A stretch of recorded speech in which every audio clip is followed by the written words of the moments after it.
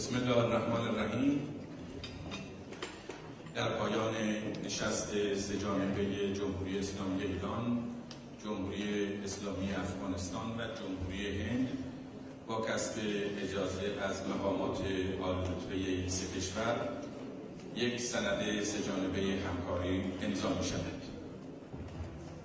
Ladies and gentlemen, by the permission of the honorable high-ranking authorities of the Islamic Republic of Iran, the Islamic Republic of Afghanistan, and the Republic of India, we are going to start the signing ceremony of the transnational agreements. عنوان این سند هست موافقتنامه تأسیس دالان حمل و نقل و گذر بین المللی بین دولت‌های جمهوری اسلامی ایران، جمهوری اسلامی افغانستان و جمهوری هند موسوم به موافقتنامه چابهار.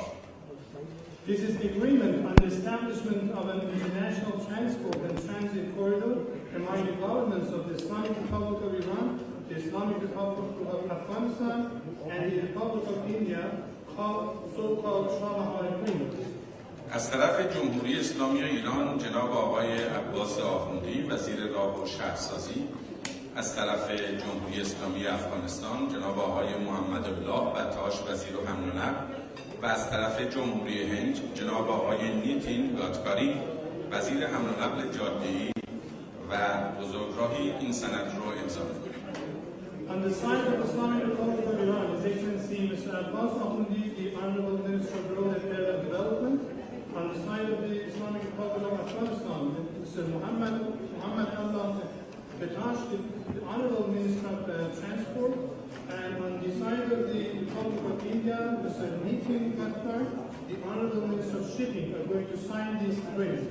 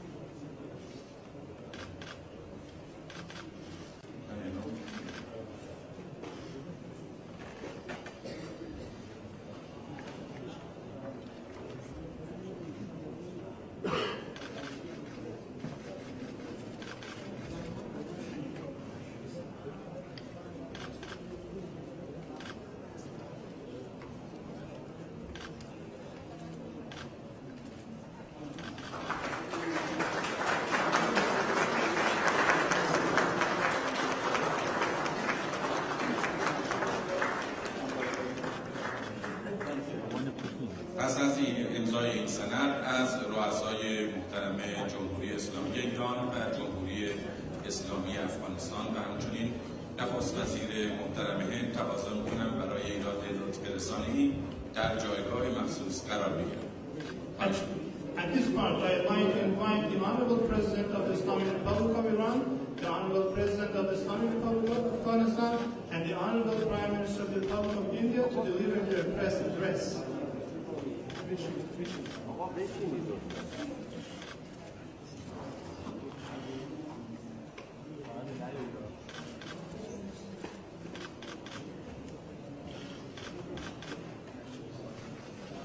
بسم الله الرحمن الرحیم. با عرض خیر مقدم و خوش آمد به نخست وزیر محترم کشور هندوستان جناب آقای مودی و همچنین به رئیس جمهور محترم کشور افغانستان جناب آقای اشرف غنی.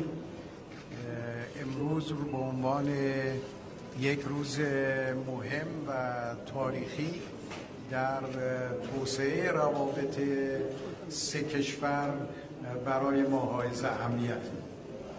In the name of God, the most beneficent, the most merciful, I would like to begin by once again saying welcome to His Excellency, the Prime Minister of India, Mr. Modi, and also to His Excellency, the President of Afghanistan, Mr. Ashraf Ghani.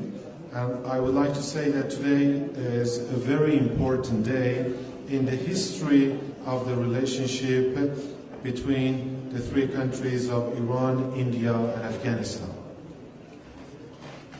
امروز از طرف تهران، دهلی و کابل این پیام برای منطقه و جهان که راه پیشرفت کشورهای منطقه در سایه همکاری مشترک و استفاده از فرصت‌های منطقه‌ای است.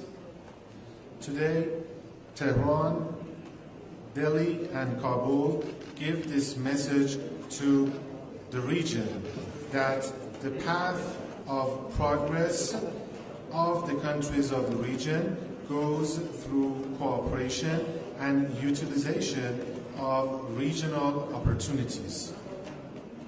البته نماد این همکاری کلمه چابهاره که بهاری است برای هر سه کشور. Of course, the symbol of such cooperation is Chabahar, and Bahar means a spring, and it is a spring for the three of us. و ما در سایه سرمایه گذاری و فعالیت مشترک در چابهار میتونیم کشور هندوستان رو در یک مسیری مطمئن به افغانستان، کشورهای آسیای میانه و قفقاز متصل کنیم.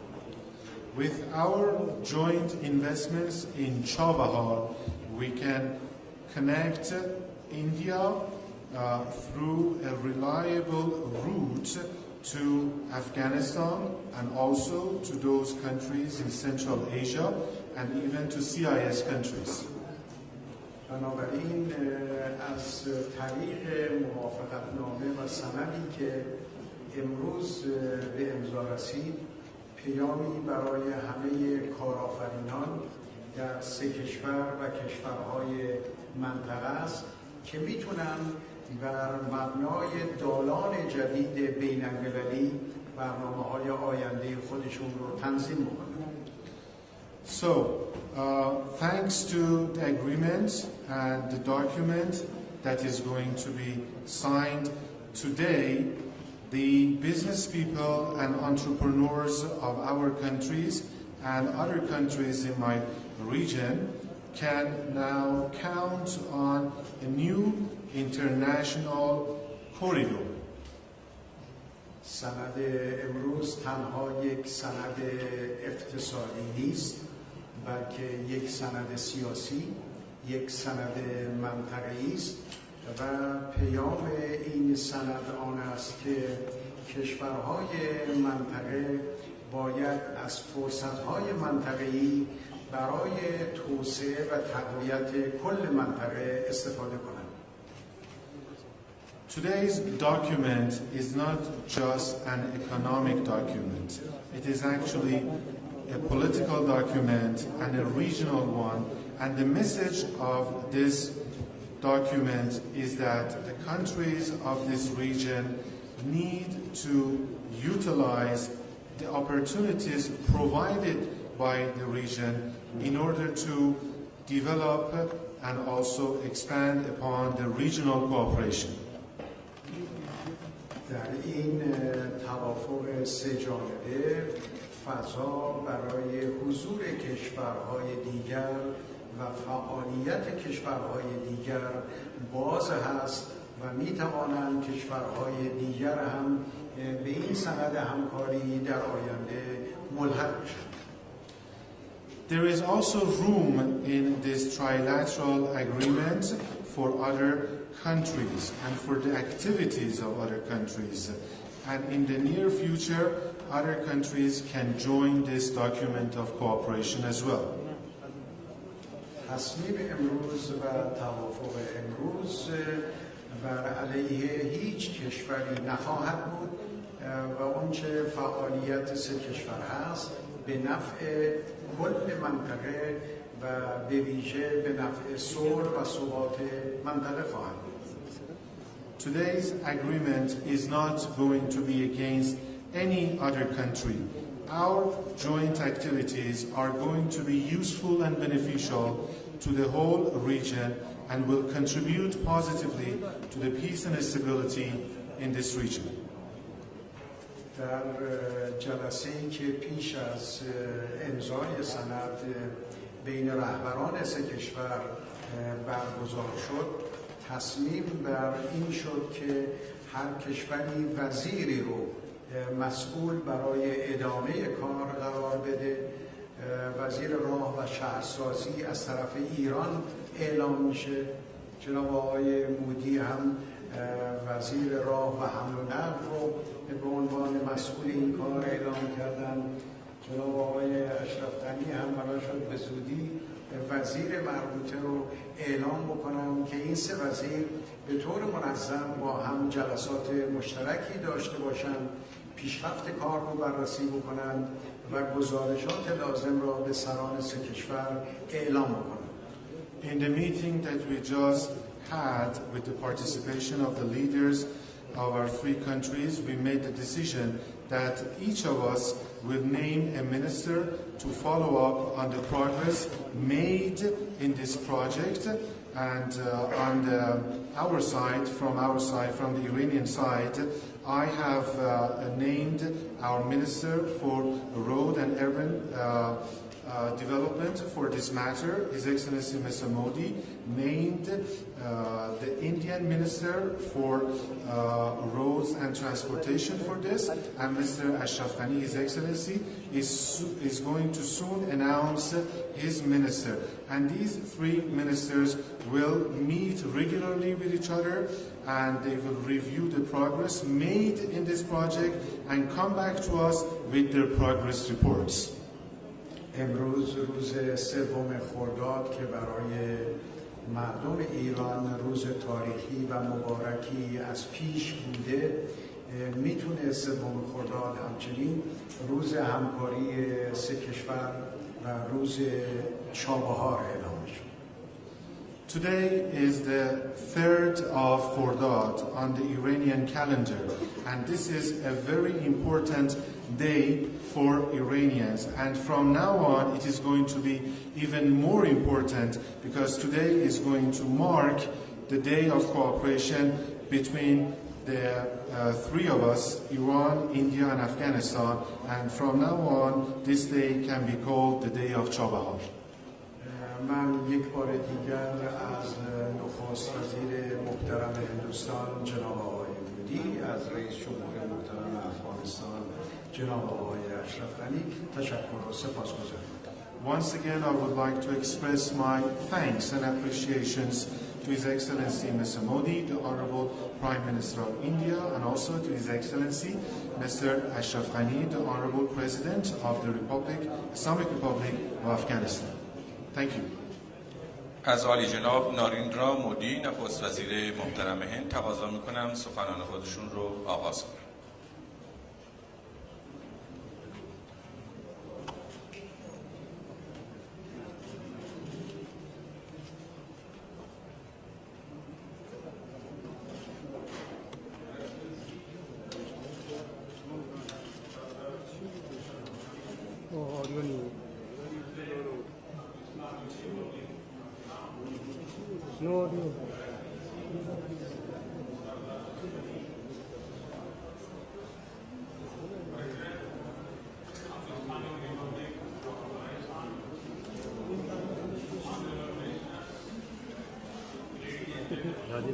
عالی جناب دکتر حسن روحانی رئیس جمهور جمهوری اسلامی ایران، عالی جناب دکتر اشرف غنی رئیس جمهور جمهوری اسلامی افغانستان، وزیران محترم، خانم‌ها و آقایان،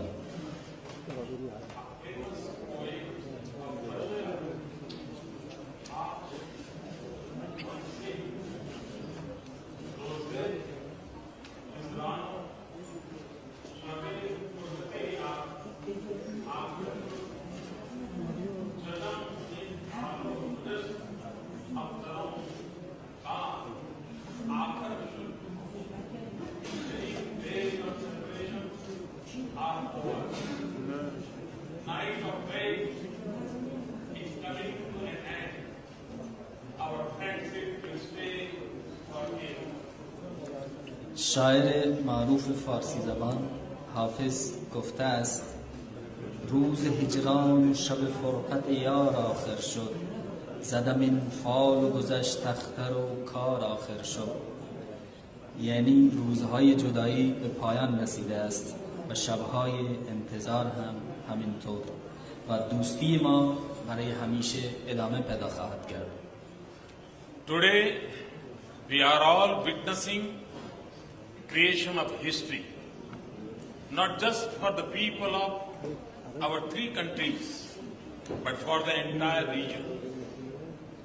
امروز همه ما شاهد رقم خوردن تاریخ هستیم، نه تنها برای مردم سه کشور خودمون بلکه برای تمام منطقه. To build bonds of connectivity is the most basic of human urges.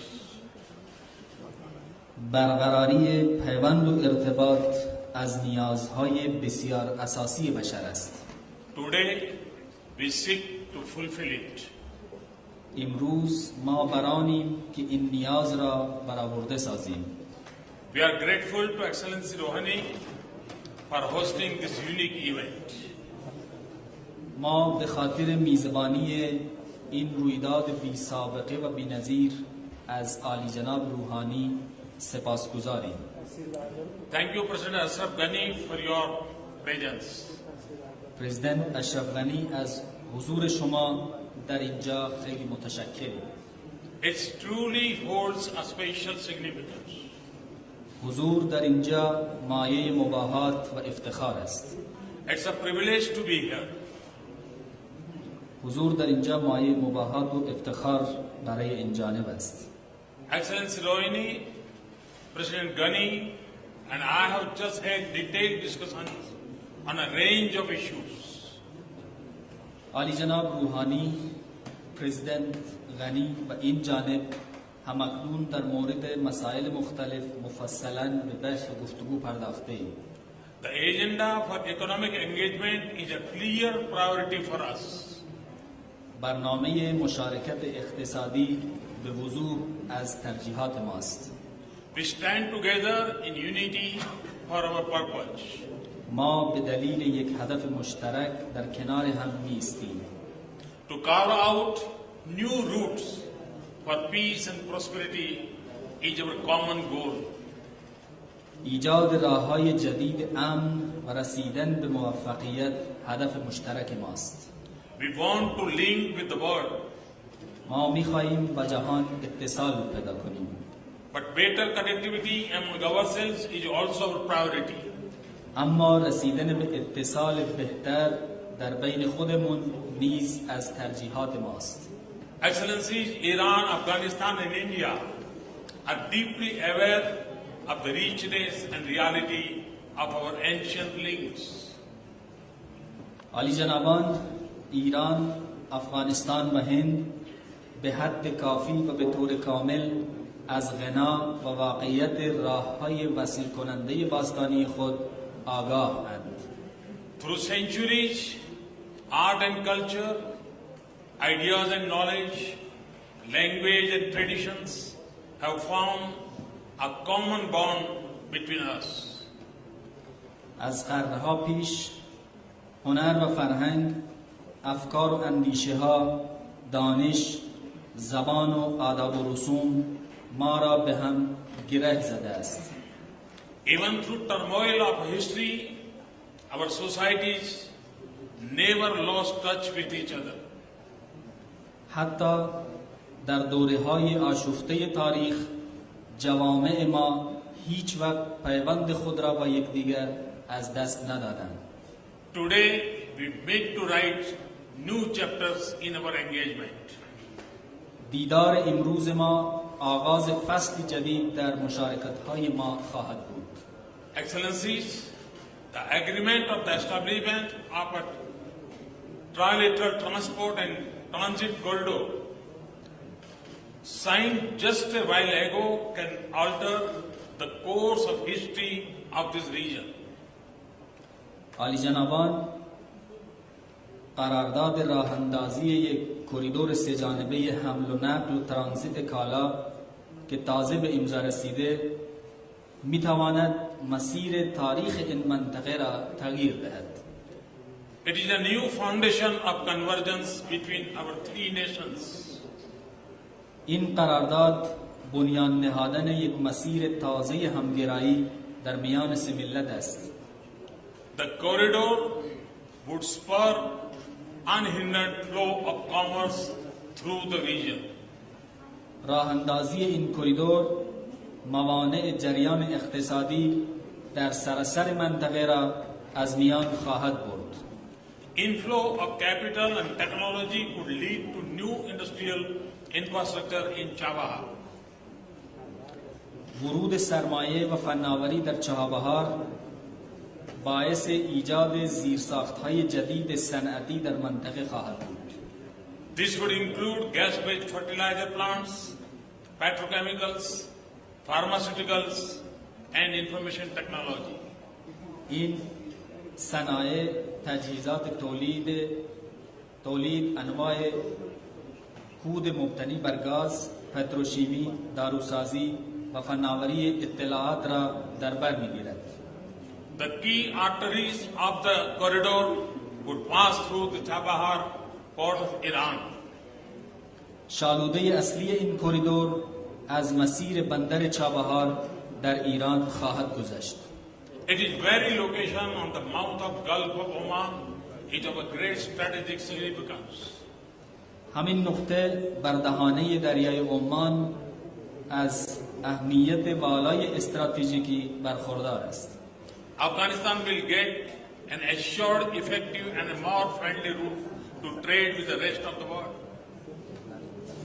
با آغاز عملیات اجرایی این کریدور افغانستان به یک راه مطمئن، مؤثر و دوستانه برای تجارت با نقاط دیگر جهان دست خواهد یافت.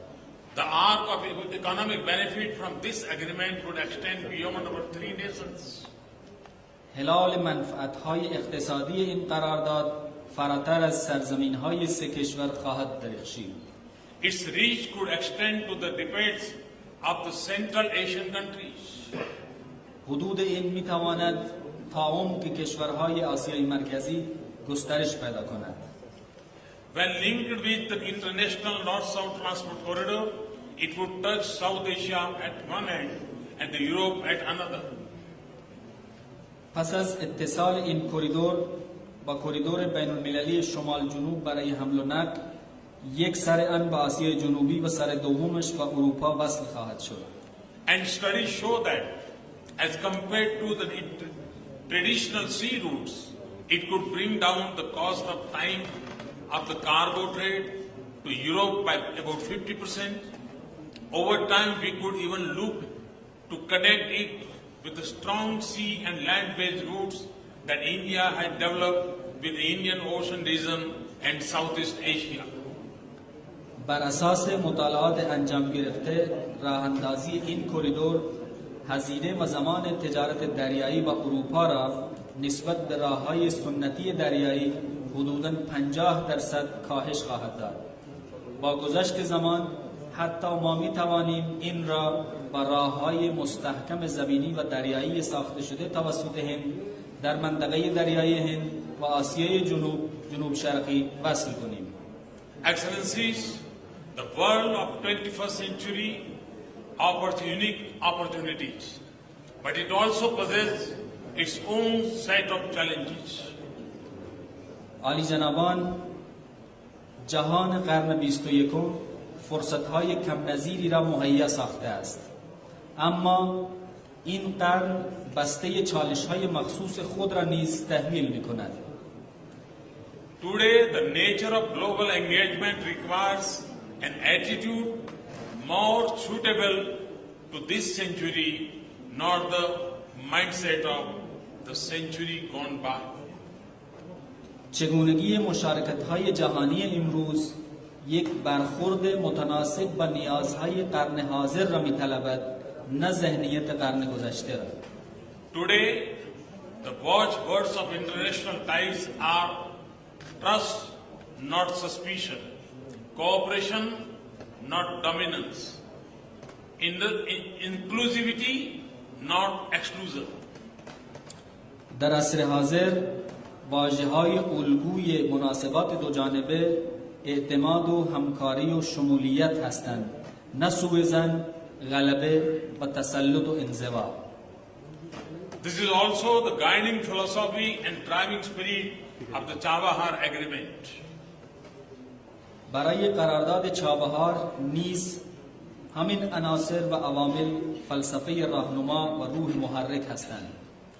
This will be a corridor of peace and prosperity for our people. این برای مردم ما یک کریدور امن و موفقیت خواهد بود. Motives of economic growth and empowerment would drive it. منشأهای پیشرفت اقتصادی و اختیاردهی باعث پیشبرد این خواهد بود. It would break barriers among our nations and encourage new benchmarks of people-to-people contacts. همچنین این قراردادها موانع موجود در بین کشورهای ما را برطرف نموده و روابط مردم با مردم را تشویق و پایه‌گذاری خواهد کرد. And help us to eventually build what we all desire and deserve, a friendly and healthy neighborhood. و به ما کمک خواهد کرد که سرانجام به چیزی که نیاز داریم و سزاوار آن هستیم، یعنی همسایگی دوستانه و مفید، دستیابی پیدا کنیم. Excellency, the world around us is changing in a fundamental ways. عالی جنابان، جهان دوربر ما به طور بنیادین و اساسی در حال تغییر است. And the lack of comprehensive connectivity is not the only challenge that limits our national growth. و کمبود اتصالات سهل و آسان تنها چالشی نیست که باعث محدود شدن پیشرفت ملی ماست. Political turmoil and undercurrents of economic stress continue to spread in West Asia. آشفتگی سیاسی و فشار اقتصادی به طور مداوم در آسیای غربی در حال گسترش است. In the Indo-Pacific, rise a mix of political competition and economic opportunities is putting pressure on the existing Asian order. در مناطق هند و خلیج وجود مسابقه های سیاسی و فرصت های اقتصادی بر اوضاع کنونی آسیا فشار وارد می کنند. Global economy is yet to fully come out of uncertainty and weaknesses. اقتصاد جهانی تا به حال به طور کامل از ابهام و ضعف بیرون نیامده است. Our present growth and future prosperity is under threat from the spread of radical ideas and physical terror. پیشرفت کنونی و موفقیت آینده ما با تهدید گسترش افکار و اندیشه های افراطی و تروریسم فیزیکی مواجه است. Amidst this landscape, our three countries are blessed with the most potent resource, our youth. در لابلای این چشمانداز سه کشور ما خوشبختند که مستعدترین منبع یعنی نسل جوان دارند. Our three nations are estimated to have more than 60% of their population under 30 years of age. حدوداً بیش از 60% جمعیت سه کشور ما زیر 30 سال است. They are an asset in our national and regional development. اینها برای پیشرفت ملی و منطقه‌ای ما یک دارایی و سرمایه هستند. We want them to walk the road to knowledge and skills, industry and enterprise. ما خواهشمندیم که اینها بر جاده دانش و مهارت‌های صنعتی گامزن باشند And not fall victim of the path of guns and violence. و تبدیل به طعمه تفنگ‌ها و خشونت نگردند. I am confident that economic fruits of this Chabahar agreement will expand trade, attract investment, build infrastructure, develop industry and create jobs for our youth. من مطمئن هستم که منفعت‌های اقتصادی قرارداد چابهار باعث گسترش تجارت و ایجاد یک جای مناسب برای سرمایه گذاری و اینجا به یک جای مناسب برای سرمایه گذاری مبدل خواهد گردید و همچنین باعث ایجاد زیرساخت‌ها شده و به عرصه صنایع پیشرفت خواهد داد که برای نسل جوان فرصت‌های کاری را به بار خواهد آورد. The agreement will strengthen our ability to stand in mutual support against those whose only motto is to maim and kill the innocents. این قرارداد بر استعداد همکاری با همدیگر ما خواهد افزود تا با نیروهایی که هدفشان تنها صدمه زدن و کشتن بیگناهان است مقابله کنیم. Its success will be a positive vote for peace and stability in the region. موفقیت این قرارداد یک رأی مثبت برای امن و ثبات منطقه محسوب خواهد شد. Excellency, it is my strong belief that trade and transit routes should only be a starting point for our journey to greater connectivity. عالی جنابان، من عقیده راسخ دارم که تجارت و راههای ترانزیت تنها یک نقطه آغاز سفر ما برای اتصالات وسیع‌تر خواهد بود. In my vision, the full spectrum of connectivity agenda between Iran, Afghanistan and India should span from culture to commerce, from tradition to technology, from investment to IT, from services to strategy, and from people to politics.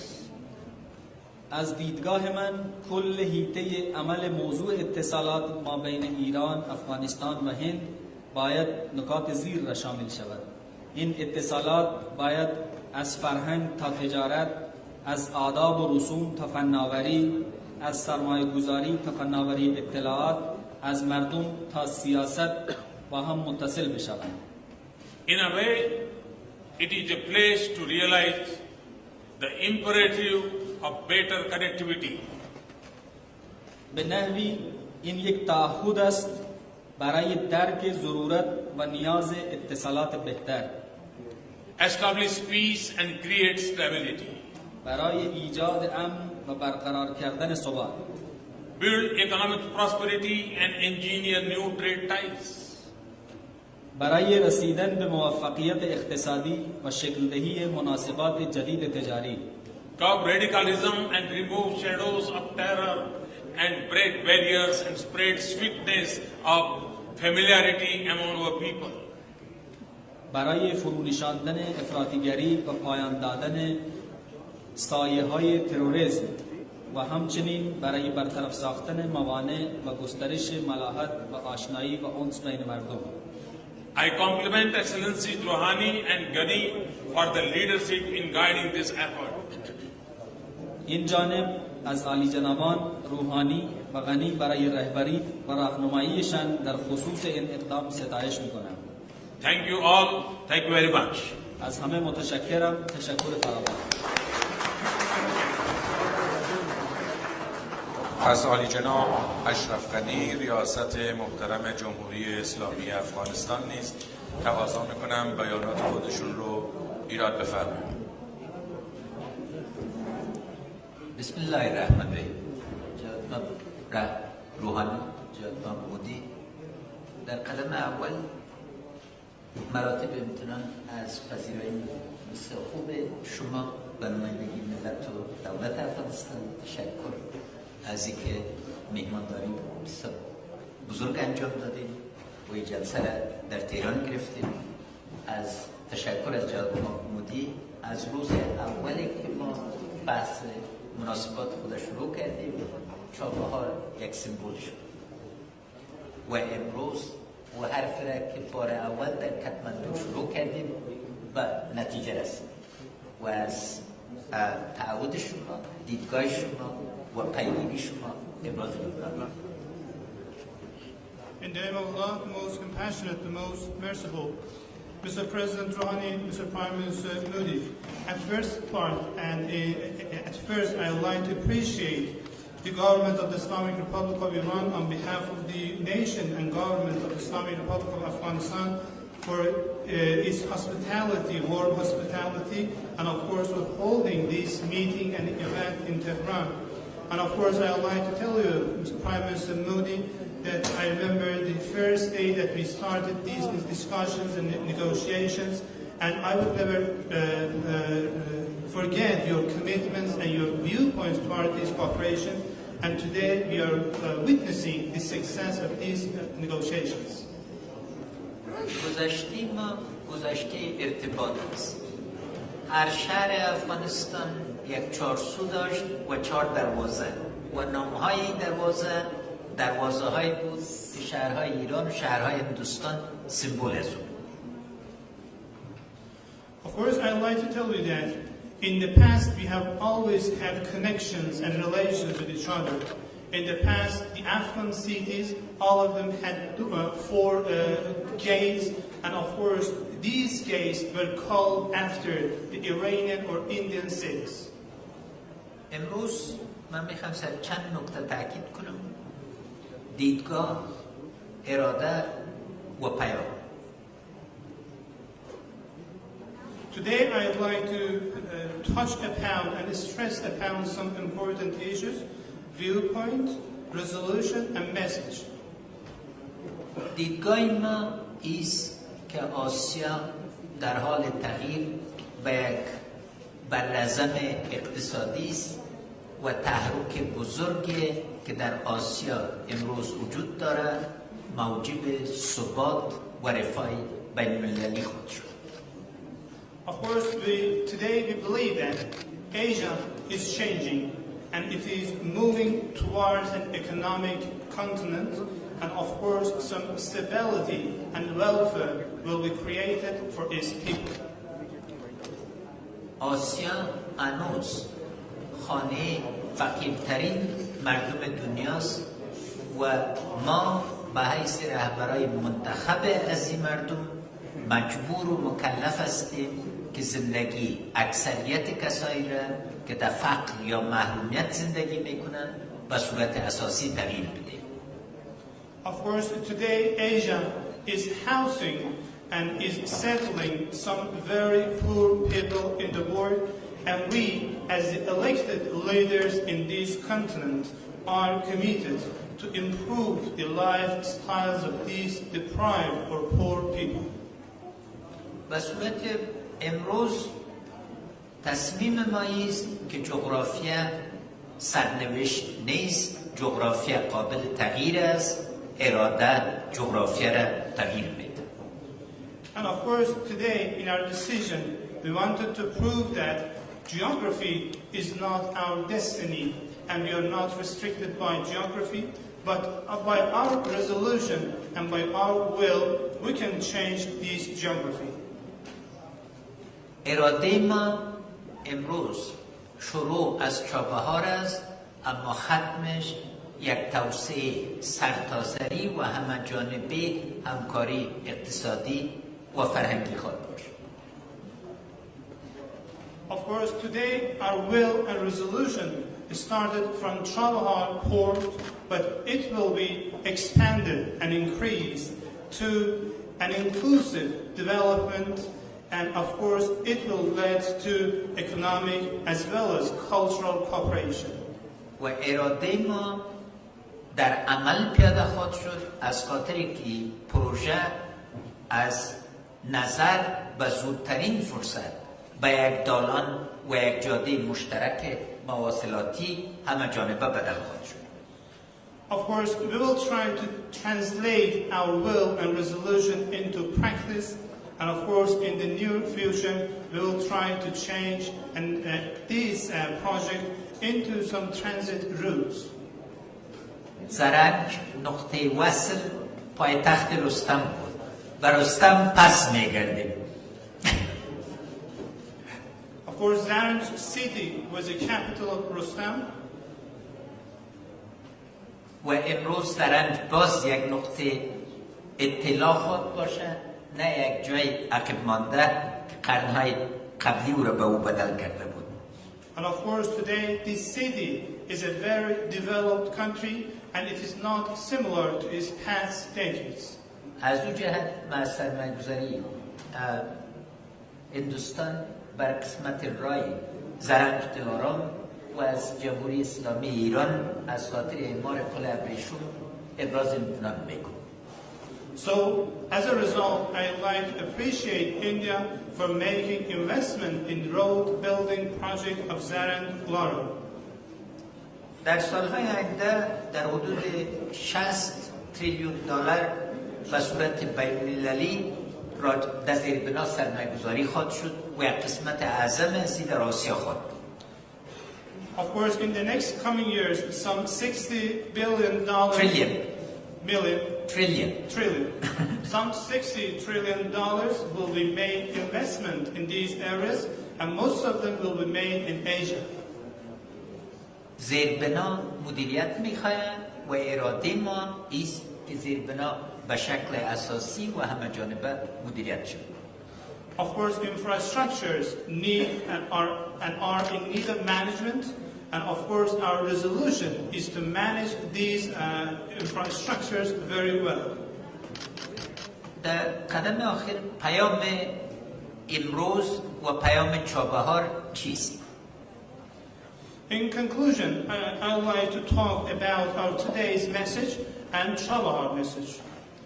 اول ملت افغانستان از ملت دولت هندوستان و ایران ابراز امتنان میکنه که بر ثبات آینده افغانستان باورمند هستیم.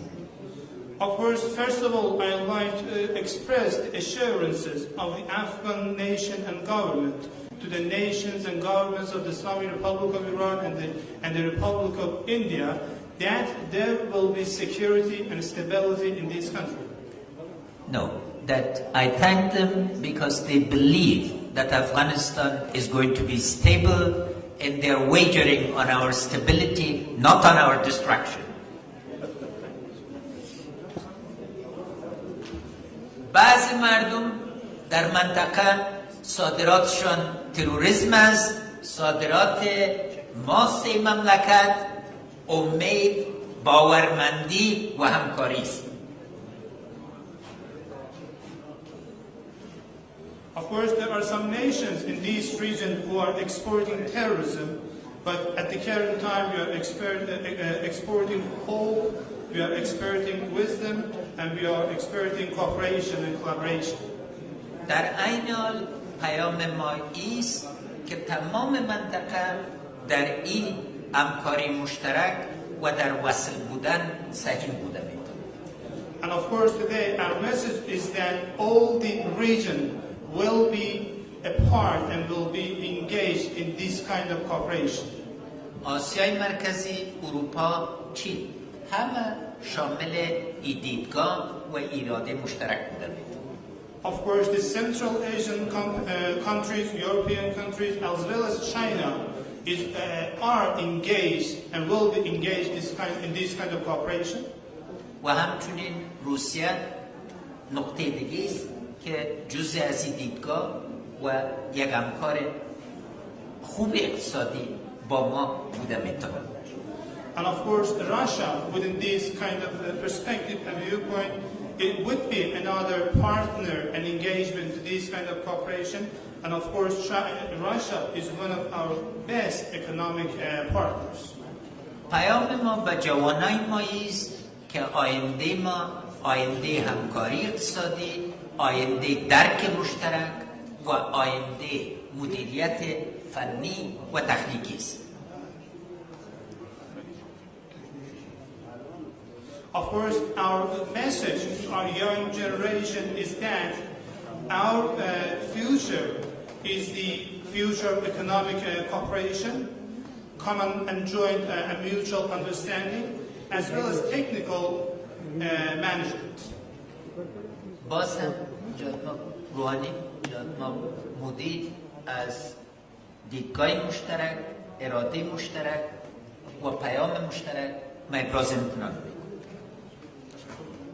Once again, President Rouhani, Prime Minister Modi, I would like to appreciate you for our mutual and joint viewpoints, our joint resolution and will, and our mutual message. 100 سال بعد از امروز امید است که مورخین از این بحث یک نقطه عطف استقبال کنند و این روز شروع همکاری منطقه‌ای و اقدامات مشترک برای صلح، ثبات و رفاه همه جانبه تلقی کنند. تشکر. I hope that in the next coming 100 years, after 100 years, the historians will remember this day as a turning point in the history, and of course, they will consider it as the beginning of regional cooperation in order to bring peace, stability, and welfare to this region. Thank you very much.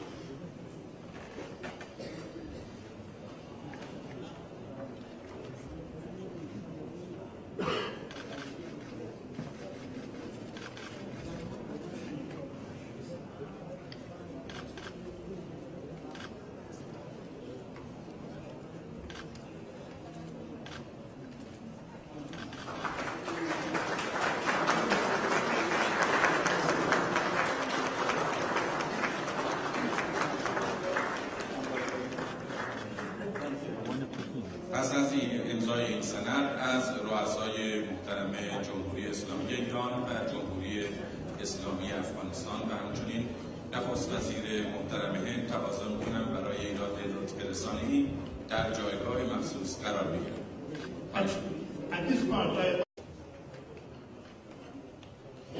بسم الله الرحمن الرحیم.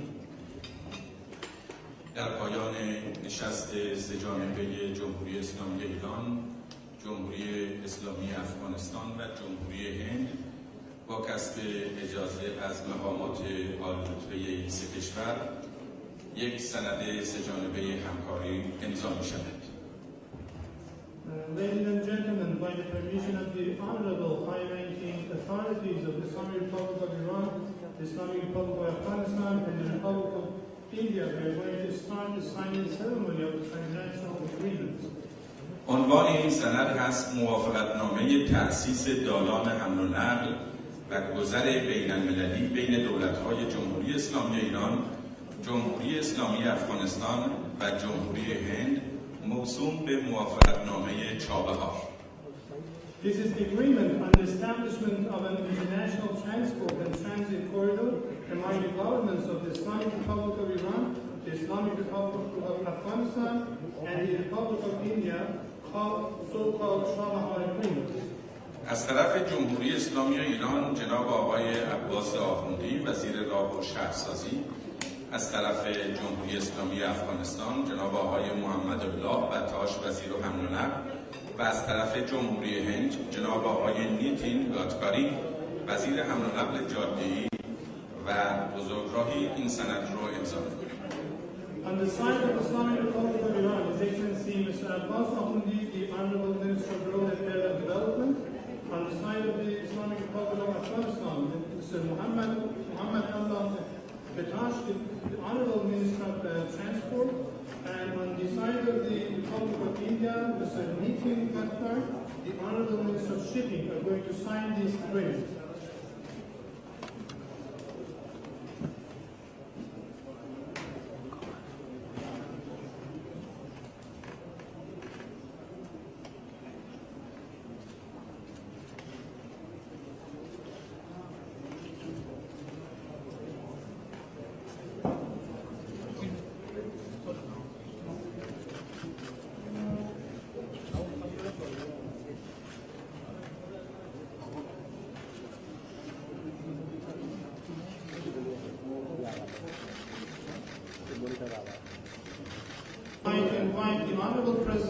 Islamic Republic of Iran, the Honorable President of the Islamic Republic of Afghanistan, and the Honorable Prime Minister of the Republic of India to deliver their press address.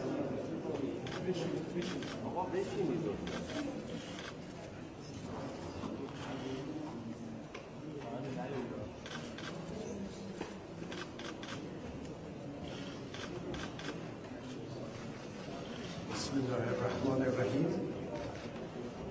با عرض خیر مقدم و خوش آمد به نخست وزیر محترم کشور هندوستان جناب آقای مودی و همچنین به رئیس جمهور محترم کشور افغانستان جناب آقای اشرف غنی.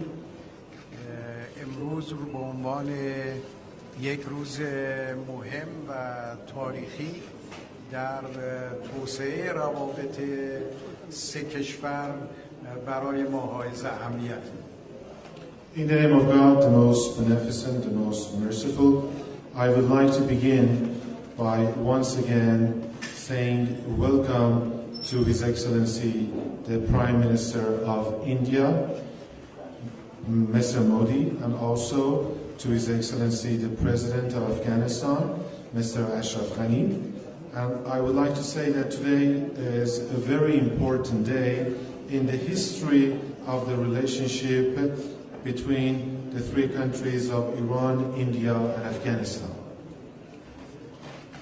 امروز از طرف تهران، دهلی و کابل این پیام برای منطقه و جهان که راه پیشرفت کشورهای منطقه در سایه همکاری مشترک و استفاده از فرصت‌های منطقه‌ای است. Today, Tehran, Delhi, and Kabul give this message to the region that the path of progress of the countries of the region goes through cooperation and utilization of regional opportunities. البته نماد این همکاری کلمه